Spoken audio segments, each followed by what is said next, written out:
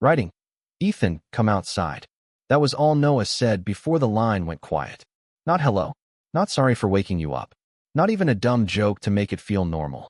Just my name, his voice rough and low, and those two words that made my whole body go still in the dark. I blinked at the ceiling, phone pressed to my ear, half convinced I had dreamed it. My room was cold because I always forgot to shut the window all the way, and the blue numbers on my alarm clock glowed back at me like an accusation. 3:07 a.m. Nobody called at 3:07 unless something was wrong. Noah. My voice sounded awful. Sleepy. Cracked. Too worried already. There was a pause on the other end. I could hear wind. Maybe traffic. Maybe his breathing. Can you come outside? My stomach tightened. I sat up too fast, kicking the blanket off my legs. Outside where? Another pause. Your building. I didn't move for a second. I just stared across my room at the half-open blinds, my brain trying to catch up with what he'd said. Noah Brooks was outside my apartment at 3 in the morning. My best friend. The same guy who sent me stupid videos at midnight and acted like cereal counted as dinner. The same guy who called me grandpa because I hated loud bars and went home early. The same guy I had spent 2 years trying very hard not to want in ways that could ruin everything. Are you okay? I got out of bed before he answered.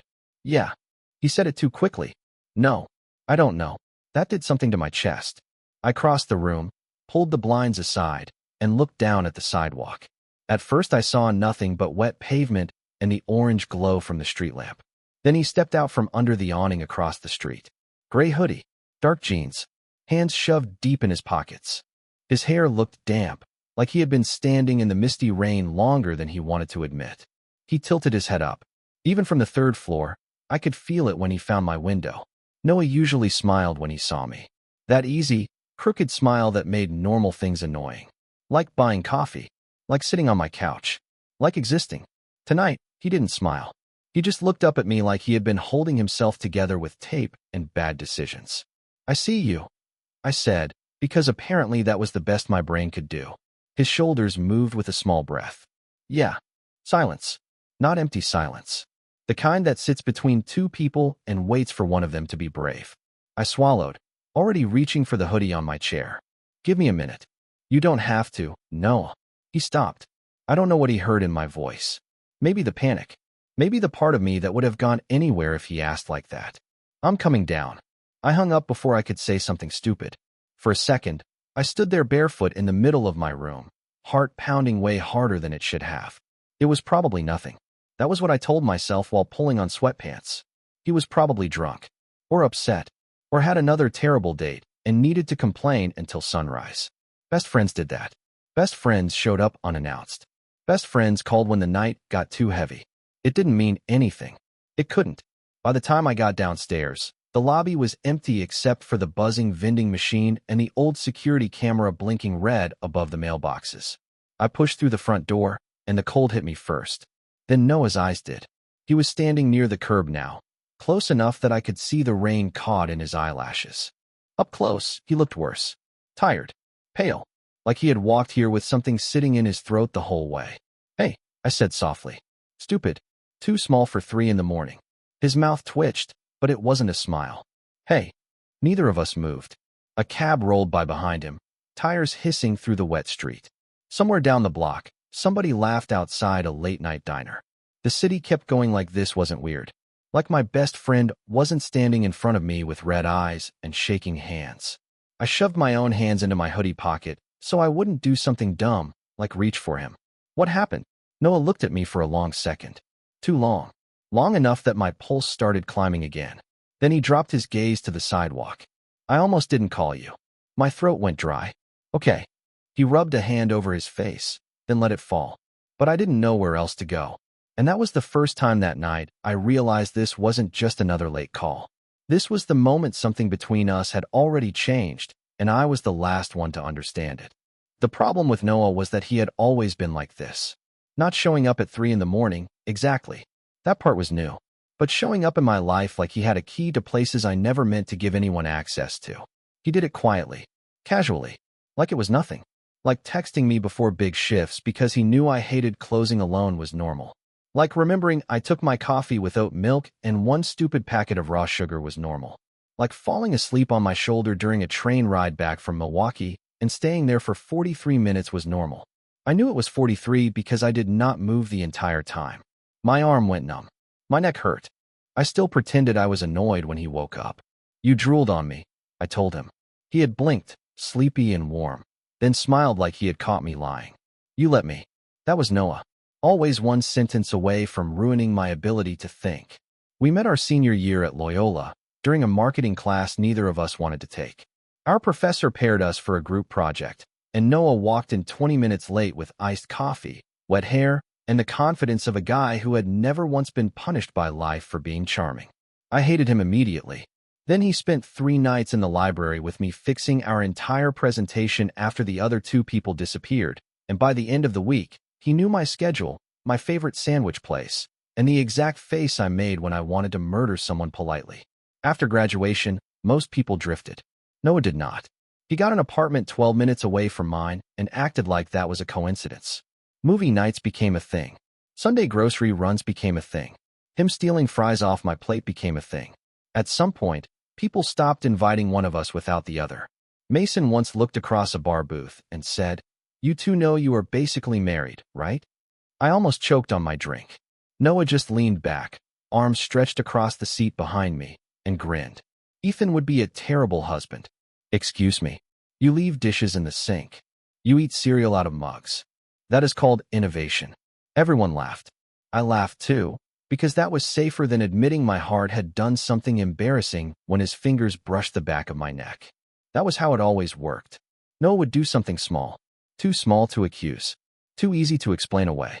His knee pressed against mine under a diner table. His hand on my lower back when guiding me through a crowded street. His hoodie thrown at me because I looked cold before I even said I was. And every time, I told myself the same thing. It meant nothing. He was just comfortable. He was like that with everyone. Except he was not.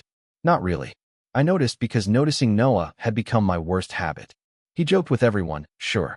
He hugged Mason. He messed with our friend Claire. He could make strangers feel like they had known him for years. But with me, sometimes his voice changed. Softer around the edges. Like he was setting something fragile down between us and waiting to see if I would pick it up. I never did. I was not brave like that. Because Noah dated women. Not constantly, but enough. A bartender named Elise. A girl from his office named Hannah. Someone named Brooke who owned 3 cats and hated me without ever meeting me. He would tell me about them, and I would nod like a normal best friend while something ugly twisted behind my ribs. Then he would show up at my place after the date anyway, flop onto my couch, and say, "She was nice. Just nice. Always nice." And I would hate how relieved that made me. Standing on the sidewalk now, looking at him under the streetlight, all those little moments came back so fast I almost felt dizzy. Noah rubbed his thumb over the seam of his hoodie sleeve. "Nervous." He was never nervous. "You are staring," he murmured. I looked away too quickly. The rain made his hair curl slightly at his forehead, and for some stupid reason, I wanted to brush it away. I did not. Obviously, I had some survival instinct left. "You always come when I call," he said quietly. My chest tightened. That is what best friends do. His gaze held mine a second too long. "Yeah." A car passed. Water hissed along the curb. Neither of us moved. Then Noah stepped closer, close enough that his shoulder nearly touched mine, and looked at the front door behind me. "Can we walk?" I nodded because speaking felt dangerous. And as we started down the block, his hand bumped mine once. Accidentally, probably. Then it happened again. This time, he did not move away. And the worst part was, neither did I. I should have known the walk was not really about walking. Noah hated walking in the rain. He was the kind of person who complained if his sneakers got wet crossing a parking lot. But that night, he kept moving beside me down Clark Street. Hood pulled low, shoulders tense, like stopping would make him say whatever he was trying not to say. I matched his pace. Not too close. Not too far. Which was stupid, because our hands had already brushed twice, and my body was acting like it needed a formal apology.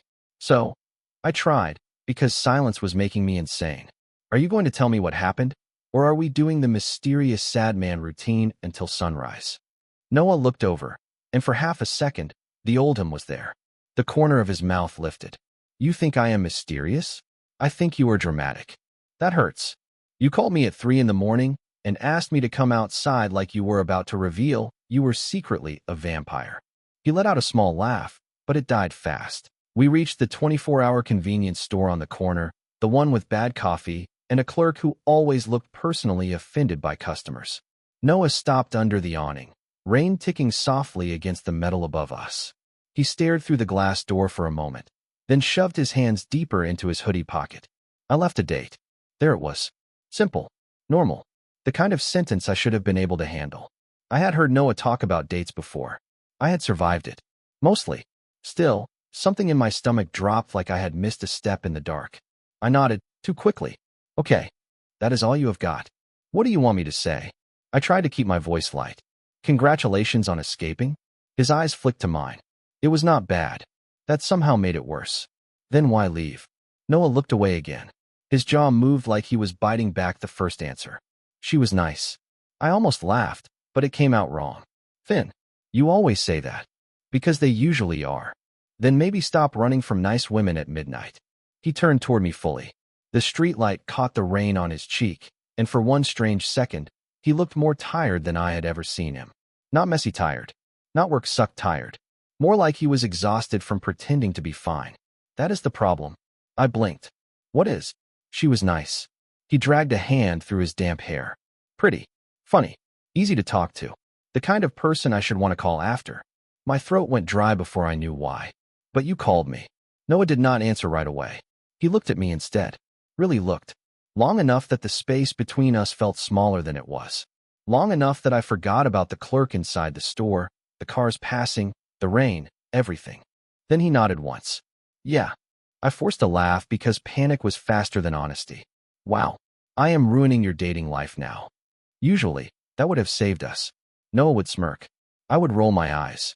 The moment would slip back into the safe place where all our dangerous moments went to die. But Noah did not smile. He just kept looking at me, and the joke landed between us like something breakable. Maybe you have been doing that for a while. I swear my lungs stopped working. I stared at him, waiting for the grin. The punchline. The little shoulder bump that meant relax. Ethan, I am messing with you. None of it came. Noah. My voice came out quieter than I meant it to. He looked down, almost like hearing his name hurt. I sat across from her for 2 hours. His thumb rubbed hard over the side of his finger. And the whole time, I kept thinking about how you would make fun of the menu. How you would hate the music. How you would pretend not to steal my fries, and then steal them anyway. I did not move. I could not. That does not mean anything, I said. But even I did not believe myself. Noah's mouth twitched, sad this time. You always say that. The clerk inside knocked on the window and lifted his chin, silently asking if we were coming in or just haunting the sidewalk. I jumped like I had been caught doing something wrong. Noah reached past me and pulled the door open. His fingers brushed my sleeve. Barely anything. Still, heat shot up my arm. Come on, he murmured. You are freezing. I almost told him I was fine. I always did. But then he stepped inside and grabbed 2 coffees without asking, 1 black for him, 1 oat milk with 1 raw sugar for me. The exact way I liked it. At 3 in the morning, after leaving someone else. And that was the moment I knew I could not keep pretending Noah only remembered things because we were friends. Noah handed me the coffee like it was no big deal. Like buying my exact order after walking out of a date and showing up under my window at 3 in the morning was something normal people did. I took it carefully because our fingers touched around the paper cup, and for a second his hand stayed there. Not long. Just long enough for both of us to notice. His eyes dropped to where we were touching. Mine did too. Then the clerk coughed loudly from behind the counter. You buying those or bonding with them? I pulled my hand back so fast I almost spilled coffee on my hoodie. Noah blinked, then laughed under his breath. Yeah, sorry. The clerk scanned a pack of gum like he hated romance, weather, and both of us personally. I stared very hard at the display of beef jerky beside the register. My face felt hot. Noah paid before I could argue, then grabbed a stack of napkins and pushed the door open with his shoulder. Come on. Back outside. The rain had softened into mist. The street looked blurry under the lights, all orange and silver and quiet. We walked slower this time. Maybe because neither of us wanted to get back to my building too fast. Maybe because we both knew something had shifted in that store, and if we moved carefully enough, we could pretend it had not. Noah lifted his coffee, then made a face. This is terrible. You bought it. I was under emotional distress. I let out a small laugh. It helped. For half a block, we almost felt normal again. Almost. Then his shoulder brushed mine, and I remembered there was nothing normal about this. So, I said, staring ahead, is this the part where I give you wise best friend advice and tell you to call the nice girl back? Noah slowed. Do you want me to? I hated that question. I hated how soft his voice went when he asked it. I hated that my answer was immediate and ugly and selfish. No, absolutely not. Do not call her. Stay here with me until the sun comes up. Instead, I took a sip of coffee and burned my tongue. I mean, that is your business. Noah stopped walking. I made it 2 steps before I realized he was not beside me anymore. When I turned, he was standing under a dark storefront awning, watching me with an expression I could not read. Ethan. My name sounded different in his mouth tonight. Less casual. Less safe. What? He looked down at his cup, then back at me. Can you not do that? My pulse jumped. Do what? Act like you do not care. The words hit harder than they should have. I looked away first. A bus rolled past at the end of the street, empty except for one tired driver and a guy asleep against the window. I wished I was on it. I wished I was anywhere that did not require answering Noah Brooks honestly. I do care, I muttered. About you. That is not what I meant. I laughed once, too sharp. Then say what you mean. For a second, I thought he would. His jaw tightened. His fingers flexed around the coffee cup. He stepped closer, just 1 step, but suddenly the space between us was gone in a way my body noticed before my brain did. I could smell rain on his hoodie. Coffee. That clean laundry smell he always had somehow. I left because I kept thinking about you, he said quietly. My chest went still. You already said that. No. I said I thought about telling you things. His eyes held mine. That is not the same. The mist collected on his lashes. He looked nervous. Noah. Nervous. That scared me more than anything. What are you saying? I barely got the words out. He looked at my mouth. Just for half a second. So fast I could have pretended I imagined it. But I did not. I saw it. My heart started pounding, so hard it felt stupid. Noah leaned in a little. Not enough to kiss me. Not exactly. Just enough for the whole night to narrow down to his face, his breathing, and the fact that I did not move away. I am saying, his voice dropped, then stopped. A door slammed open behind us. Yo, Ethan. We both jerked apart like teenagers caught doing something illegal. I turned and saw Mason standing outside the late-night pizza place 2 doors down, holding a slice in one hand and his phone in the other. Of all people. Of course. His eyes moved from me to Noah, then to the 2 coffees, then back to me. A slow grin spread across his face. Okay, weird time for a best friend walk. Noah stepped back, rubbing the back of his neck. I wanted the sidewalk to open up and take me out. Mason, I managed. Hey. Mason pointed the slice at Noah. You ditched the bar and came here? Noah did not answer right away. That silence said too much. Mason's grin faded a little, like he suddenly understood he had walked into the middle of something. Right? He said softer. Cool. I am going to pretend I did not see whatever this was. It was nothing, I said too quickly. Noah looked at me then. Just looked. And I knew. Instantly, I had said the wrong thing. Mason disappeared back inside, but the damage stayed on the sidewalk with us. Noah's face closed off, not angry exactly. Worse. Hurt. He nodded once, like he had expected it. Yeah, he murmured. Nothing. And somehow that one word felt colder than the rain. For a few seconds, none of us moved. Mason was gone. The pizza place door had swung shut, and the sidewalk went quiet again, but I could still feel his grin hanging around like bad smoke. It was not even what he had said. It was how fast I had answered. It was nothing. The safest sentence in the world. Also the cruelest, apparently, because Noah had not looked at me the same since. He started walking again, slower now, his coffee untouched in one hand. I followed because I had no idea what else to do. Noah. He kept his eyes forward. It is fine. It is not. You said it was nothing. My throat tightened. Because Mason was standing right there. Yeah. He gave a small nod, like that explained too much. That is usually when people say the truth by accident. That landed straight in my chest. I opened my mouth, then closed it again. A couple came out of the pizza place behind us, laughing too loud, holding hands like it was easy. I watched Noah notice them, too. His jaw shifted, and something about it made me feel worse. I panicked, I admitted. I know. Then why are you acting like I meant it? He stopped near the corner, under the red glow of a closed pharmacy sign. His face was half shadow, half streetlight. Because maybe you did. I hated how quiet he sounded. Not dramatic. Not angry. Just tired. That is not fair. Is it not?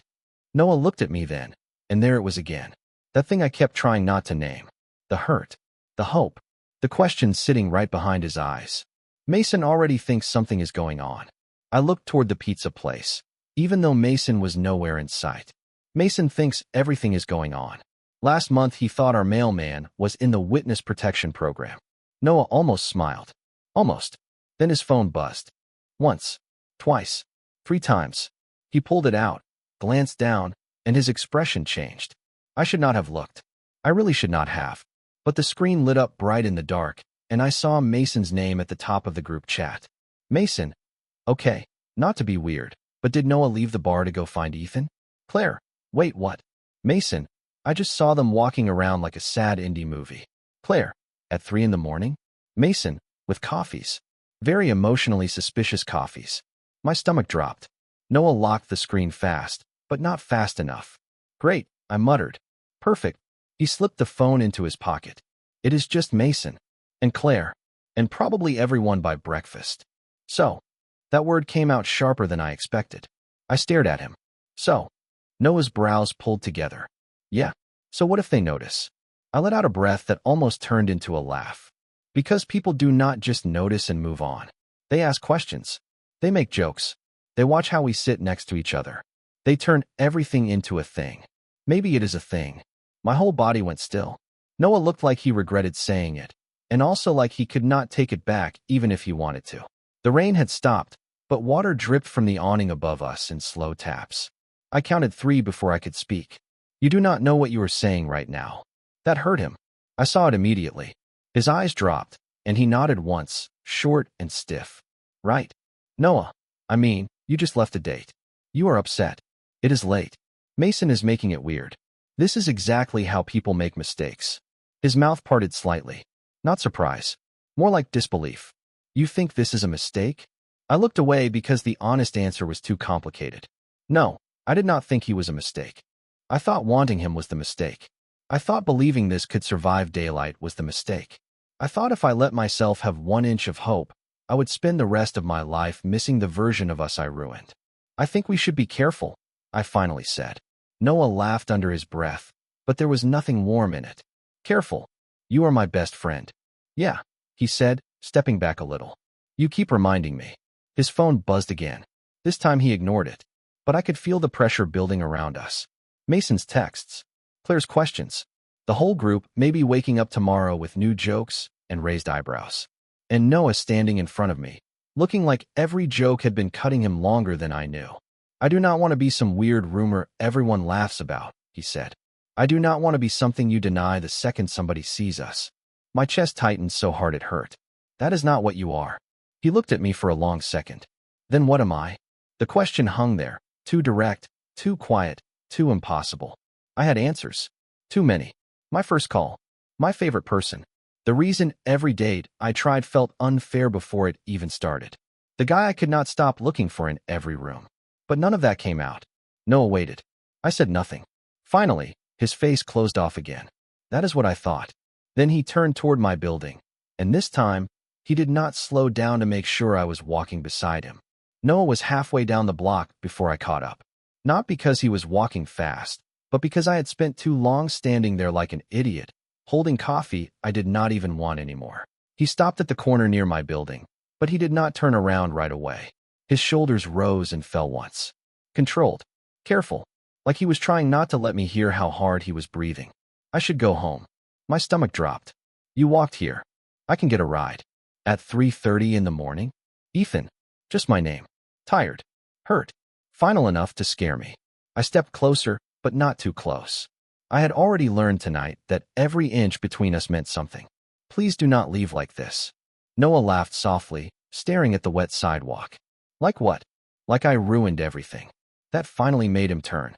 His eyes were red around the edges, and I hated that I noticed. I hated that I wanted to fix it and did not know where to put my hands. You did not ruin everything. Then talk to me. His mouth tightened. For a second, He looked past me at the apartment building, at my window, at the place he had called me from. I came here because I did not trust myself to go home. My chest went still. What does that mean?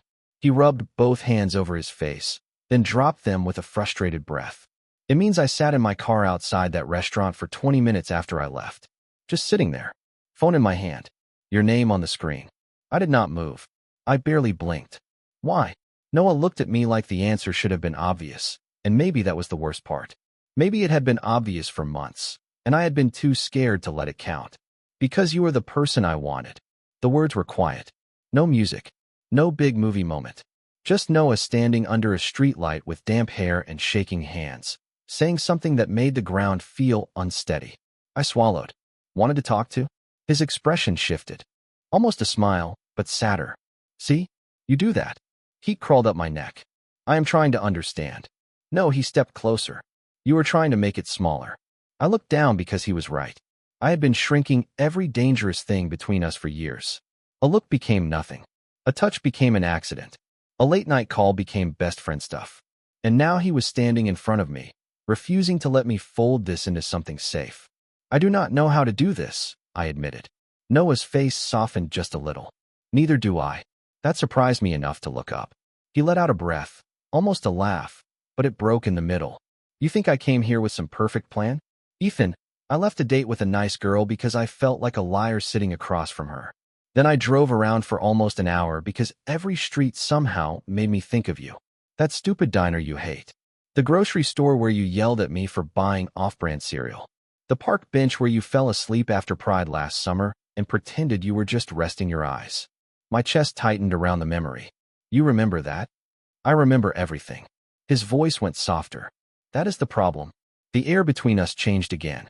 Not fixed. Not easy. But open. Too open. Noah reached into his pocket and pulled out his phone. The screen lit up with more messages from the group chat. Probably Mason still being Mason, but Noah did not read them. He turned the phone off completely and shoved it back into his pocket. I do not care what they think tonight. My heart kicked hard. You might tomorrow. Maybe. He nodded once. Honest. Maybe I wake up and freak out. Maybe you do. Maybe this gets awkward and messy and we have to figure out how to sit on the same couch without acting like complete idiots. A tiny laugh escaped me before I could stop it. His eyes flicked to my mouth, then back up. But I do not want to go back to pretending nothing happened. I stopped breathing for a second. Noah looked scared after he said it, like he had handed me something breakable and was waiting to see if I would drop it. Noah. And I was not joking earlier. His voice shook, barely. When you said I was acting like your boyfriend. My fingers tightened around my coffee cup. The lid bent under my thumb. You went quiet. Because it felt real to me. Everything inside me went silent. The street. The rain dripping from the fire escape. The far-off siren. All of it blurred around that one sentence. It felt real to me. Noah stepped closer again. Close enough now that his sleeve brushed mine. That is why I did not laugh. I looked at him, and for once, I could not find a safe version of the truth. Not one that would protect me. Not one that would protect us. I thought I was the only one, I whispered. Noah's eyes changed.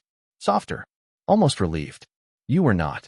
His hand moved like he might reach for me, then stopped halfway, hovering between us, giving me a choice. My heart was pounding so hard I could feel it in my throat. I stared at his hand for 1 second too long. Then I closed the distance and touched my fingers to his. Noah exhaled like he had been holding that breath all night. He did not grab my hand. He just let our fingers rest there, warm and uncertain and shaking a little. It was barely anything, but it was the first honest thing we had done all night.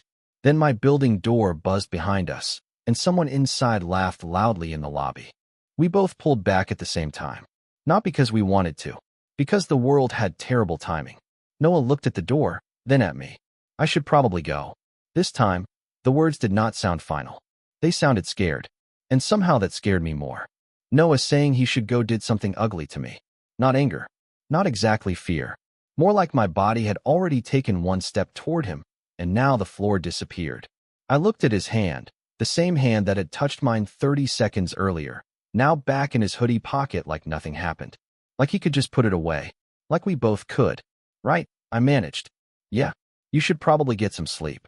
Noah's eyes moved over my face. That is not what I meant. It is fine. I hated how fast the words came out. Too casual. Too fake. The exact tone I used when I wanted to end a conversation before it got honest enough to hurt. Noah noticed. Of course he did. He always noticed. Ethan. I stepped back toward the building door. No, I get it. It is late. We are tired. Mason saw us. The group chat is probably already making it weird. You have had a long night. His face changed slowly. You think I am leaving because I regret it? I did not answer. That was answer enough. Noah let out a breath, looking up at the fire escape above us like he was trying not to lose patience. I just told you it felt real to me. People say a lot of things at 3 in the morning. The second it left my mouth, I wanted to take it back. Noah went still. Not dramatic. Not loud. Just still in a way that made my chest cave in. Wow. I did not mean that. No, you kind of did. Noah, I am scared. That finally stopped him from turning away. The words hung there between us, plain and embarrassing and way too honest. My throat tightened, but I kept going because if I stopped, I knew I would hide again. I am scared because you are my best friend. You are not some guy I met at a bar that I can mess things up with and never see again. You are in everything. My Sundays. My phone. My apartment. My stupid grocery list, somehow. A tiny, sad smile flickered across his mouth, then disappeared. You buy terrible cereal. That is not the point. I know. His voice softened, but he did not move closer. Maybe he was afraid I would run. Maybe I would have. If this goes wrong, I said, quieter now, I lose more than a maybe. I lose you. I lose movie nights and your dumb texts and you showing up with soup when I have a cold, even though you pretend you were already in the neighborhood. Noah looked down. I was never already in the neighborhood. I almost laughed. It hurt too much. See? That is what I mean. The lobby door opened behind me, and our upstairs neighbor, Mr. Alvarez, stepped out with his tiny dog tucked under one arm like a football. He glanced at us, then at the street, then back at us. Everything okay, boys? My face went hot instantly. Noah straightened, putting space between us that had not even been there a second ago. Yeah, he answered, polite and smooth. All good. Mr. Alvarez did not look convinced, but his dog sneezed, which apparently ended the investigation. Cold night to be arguing. We are not arguing, I said too quickly. Noah's eyes flicked to me. There it was again. That little sting. The denial. The way I kept trying to make us smaller whenever someone could see. Mr. Alvarez shuffled down the sidewalk, muttering something to the dog about people making life complicated. The door shut behind him. The silence after felt worse than before. Noah rubbed his thumb along the edge of his sleeve. That is what I am scared of. I looked at him. What? That I am only brave when it is dark and nobody is around. His voice was low, almost ashamed. And you are only honest until someone sees us. That hit so hard I could not breathe for a second. That is not fair. Maybe not. He looked at me then, and the hurt in his eyes was not the same as before. This was deeper, older, like he had been afraid of this before tonight. But tell me I am wrong. I wanted to. God, I wanted to. The answer should have been easy. You are wrong. I do not care. Let them see. Let Mason talk. Let Claire ask. Let the whole city look. But my mouth would not move, because part of me did care. Not because I was ashamed of him. Never that. Because once people saw, they would want a name for it. A label. A plan. A version of us I was terrified I would not know how to protect. Noah nodded slowly when I stayed quiet. Yeah. Please do not do that. My voice cracked on the last word. His expression softened immediately, and that almost made it worse. Even hurt, he still looked like he wanted to take care of me. Do what? Act like silence means I do not want you. His eyes lifted to mine. The whole sidewalk felt like it stopped with us. I swallowed hard. It means I want you so much I do not trust myself to say it right. Noah did not move. For 1 second, I thought I had finally said enough. Then his phone buzzed again, loud in the quiet. He pulled it out on instinct. The screen lit up with a private message from Mason. I only caught the first line before Noah tilted it away. Bro, are you with Ethan because Claire is asking if she should worry about you or congratulate you? Noah stared at the message, then laughed once under his breath. Not happy, not sad, just overwhelmed. This is already happening. My stomach twisted. Noah. He locked the phone and stepped back toward the curb. I need a minute. Are you leaving? His eyes met mine, tired and bright. I do not know. And somehow that was worse than yes. Noah took 2 steps toward the curb, and something in me snapped. Not loud. Not dramatic. Just the tiny thread I had been using to hold myself back finally giving out. Do not leave. He stopped with his back to me. The street was empty except for a delivery car idling half a block away, its hazard lights blinking yellow against the wet pavement. Noah did not turn around, but his shoulders went still.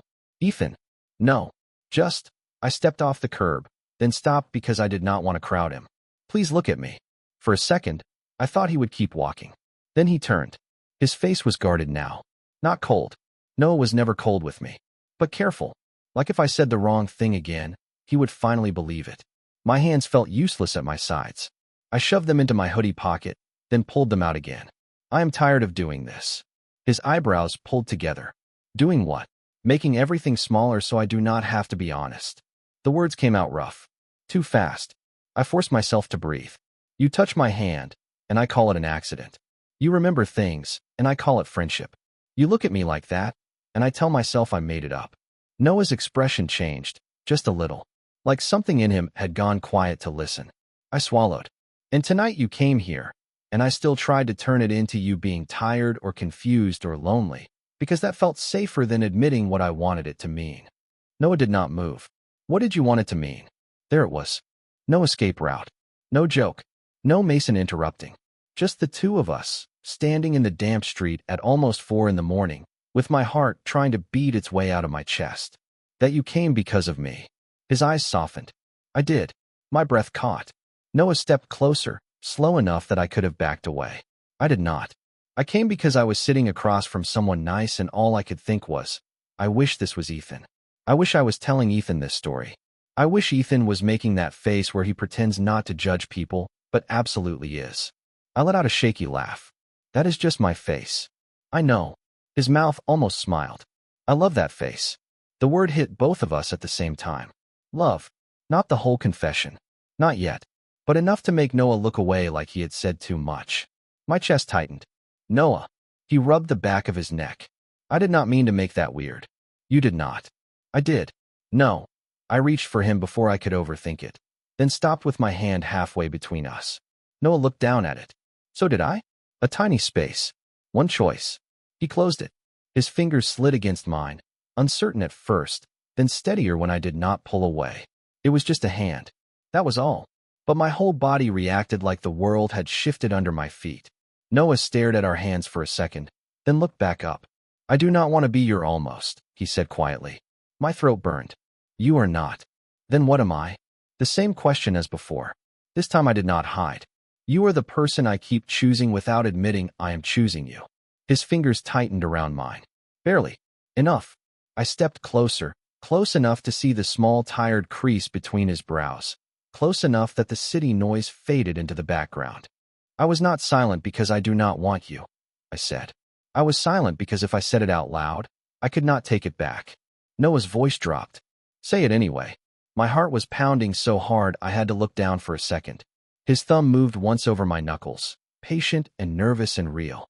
When I looked up again, he was waiting, not pushing, just there. I want you, I said. Simple. Terrifying. Not as a joke. Not as a 3 in the morning mistake. Not as something we pretend did not happen when the sun comes up. Noah's eyes shone under the streetlight, and his mouth parted like he had forgotten what words were supposed to do. For once, he was the one who looked shaken. Ethan. And I am scared, I added, because that part was still true. I am probably going to be weird tomorrow. I am probably going to overthink where to sit on the couch and whether I can text you good morning without sounding insane. Noah laughed softly, and the sound cracked something open in my chest. You already sound insane. Good. I breathed out. Then you know what you are getting. He looked at me for a long second. Then he stepped closer, our hands still caught between us. Not a kiss. Not yet. Just his forehead almost brushing mine, close enough that I felt his breath. I do not want normal anymore, he whispered. And for the first time all night, neither did I. We stayed like that longer than made sense. Not kissing. Not rushing. Just standing close under the weak streetlight with our hands caught between us, both of us breathing like we had run miles instead of finally telling the truth. Noah's forehead was almost touching mine. Almost. That word had followed us for years. Almost saying something. Almost noticing. Almost choosing each other, then laughing it off before it could count. I was tired of almost. So when his thumb moved once over my knuckles, I held on tighter. Noah looked down at our hands, then back at me. You are not pulling away. My throat felt tight, but I smiled a little, trying something new. That got him. A real laugh this time. Quiet and shaky, but real. It made him look like himself again, only softer around the edges. The guy who stole fries off my plate. The guy who knew my coffee order. The guy who had shown up at 3 in the morning because some part of him was done pretending before the rest of him knew how to say it. A car rolled by slowly, headlights washing over us. For once, I did not step back. Noah noticed. Of course he did.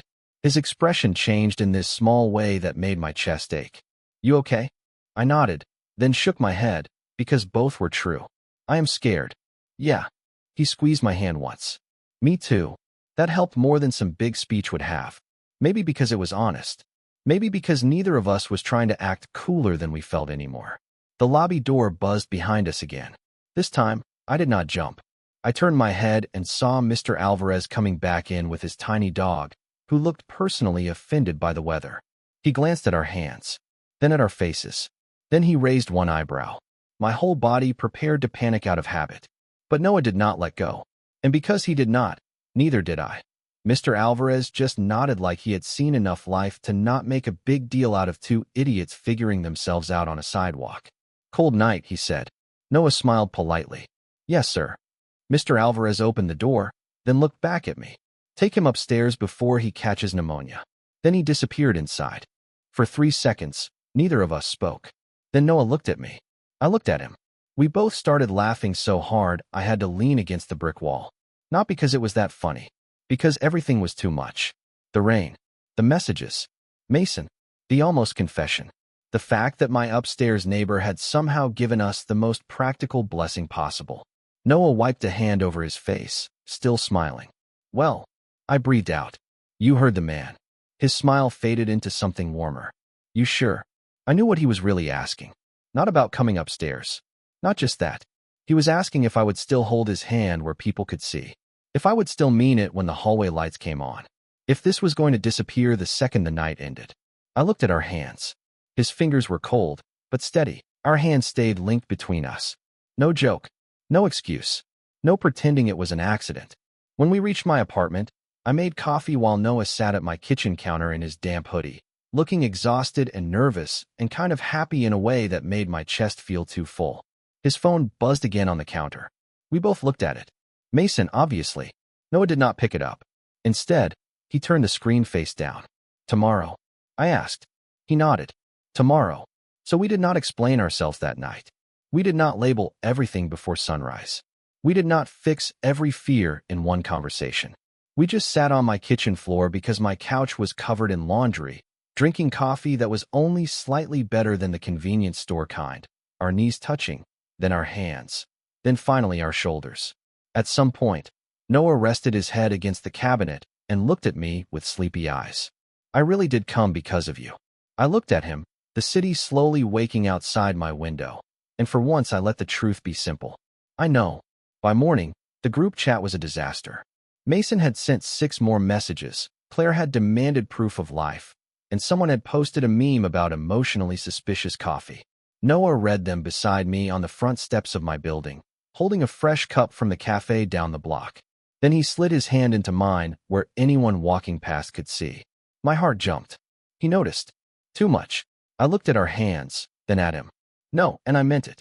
The city was loud again. Normal again. Buses braking. Dogs barking. People rushing to work with paper cups and tired faces. Nothing magical. Nothing dramatic. Just another morning in Chicago. Except Noah was beside me, our fingers still linked, and for the first time, I was not trying to make it look like friendship. I used to think that call would be the thing that ruined us. That one wrong night could wreck years of movie nights, grocery runs, dumb jokes, and everything safe we had built. But I was wrong. It did not ruin the routine. It changed the meaning. Because after that, Sunday groceries were still Sunday groceries. Coffee was still coffee. Noah still stole fries off my plate like a criminal. Only now, when his knee pressed against mine under the diner table, I did not move away. And neither did he.